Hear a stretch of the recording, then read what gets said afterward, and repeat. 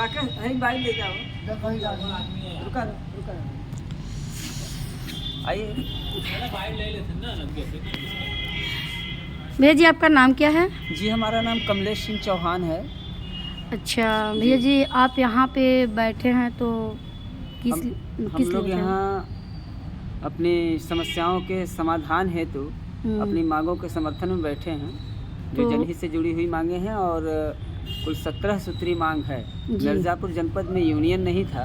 मिर्ज़ापुर जनपद में auto rickshaw चालकों के कल्याणार्थ हम लोगों ने संघर्ष करके यूनियन बनाया है।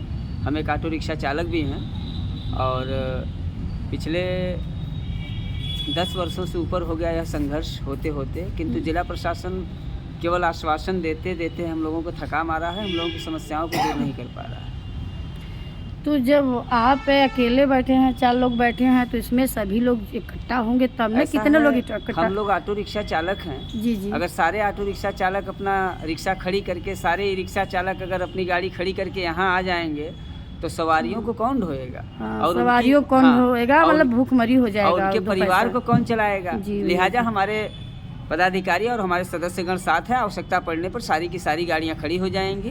अच्छा आपका जो 7 सूत्र का मांग है, क्या क्या मांग है? 17 सूत्री मांग। 17 सूत्री, तो बताइए क्या क्या? कुछ हम आपको बता देते हैं। जैसे हम लोगों के यहाँ गाड़ी खड़ी करने के लिए, पार्किंग करने के लिए कोई पार्किंग स्थल या स्टैंड नहीं है, न तो नियमानुसार हम लोगों का संचालन सुनिश्चित हो रहा है। अराजक तत्व इस क्षेत्र में आ गए हैं, नशाखोरी करते हैं, चोरी चकारी करते हैं, जिससे हम सभ्य ऑटो रिक्शा चालक और ई रिक्शा चालक बदनाम भी होते हैं। और माँ बहन बेटियों के साथ छेड़खानी भी कर जाते हैं लोग, जिससे हम लोगों की छवि गंदी होती है, सरकार और समाज की निगाह में हम लोग गिरते हैं। और हम सब जो भी सभ्य ऑटो रिक्शा और ई रिक्शा चालक हैं, अपनी गाड़ियों का समस्त पेपर दुरुस्त करवा के चलते हैं। सरकार का जो राजस्व है उसको अदा करके चलते हैं, अपना डीएल अपने साथ रखते हैं। किंतु ऐसे भी अराजक तत्व हैं जो बगैर डीएल का और बगैर पेपर का गाड़ी चलाते हैं। अच्छा भैया जी आपसे एक बात पूछ रहे हैं जी। जैसे कि चालान करने का कोई नियम होता है, आप ये भी मांग किए हैं? जैसे चालान करने का मतलब या तो कोई भीड़ है या कोई एक्सीडेंट हुआ उससे चालान होता है कि ऑटोमेटिक चालान होता है? चालान का अपना एक प्राविधान है। चालान के कई कारण होते हैं, उनसे हम सहमत भी हैं, मगर चालान का एक सवारी वाहन जो हमारी चलती है ऑटो और ई रिक्शा, इसके लिए व्यवस्थाएं कुछ अलग होनी चाहिए स्थानीय स्तर पर। जैसे कि अगर आप किसी भी ऑटो रिक्शा को नो पार्किंग के लिए चालान करते हैं, किसी का डीएल न होने के कारण चालान करते हैं, किसी गाड़ी का पेपर न होने के कारण चालान करते हैं, तो ऐसे चालान ठीक है, होने भी चाहिए। किंतु नहीं भैया रुकिए, चालान जब हो जाती है गाड़ी का तो लोगों को कैसे पता चलता है कि मेरी गाड़ी जो है या तो मेरे पास लाइसेंस नहीं है, डीएल नहीं है, ये कैसे पता चलता है? जैसे कोई अचानक गाड़ी जैसे चालान हो गया, आप खड़ा किए हैं, समझ रहे हैं, ऑनलाइन चालान की बात आप कर रहे हैं। ऑनलाइन अगर चालान कर रहे हैं तो उसको कैसे पता चलेगा कि इनके पास क्या है? तो ऑनलाइन चालान जो वर्तमान समय में हो रहे हैं वो असंवैधानिक प्रकार से किए कराए जा रहे हैं। कुछ तो चालान, जैसे हम सिपाही हैं, हमारे पास वो प्राधिकार है, मोबाइल मेरे पास है, वो ऐप मेरे पास है।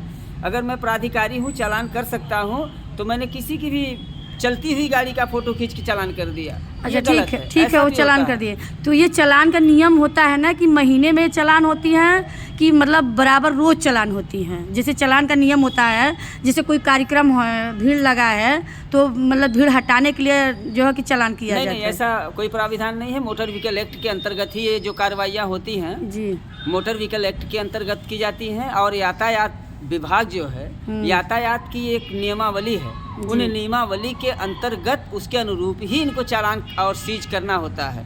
उसके विपरीत अगर ये जाते हैं तो आप संबंधित विभाग से इनकी शिकायत करके आप इनके खिलाफ भी कार्रवाई सुनिश्चित करा सकते हैं। इनको चालान करने का अधिकार तभी है जब ये पुष्टि कराएंगे कि आपने ये कमी करी है। अगर आपके पास डीएल नहीं है और इनका चालान अगर डीएल पे हुआ है तो ठीक है। अगर आपके पास डीएल है, इन्होंने डीएल पे चालान कर दिया है, तो ये डीएल पे चालान इनका असंवैधानिक है।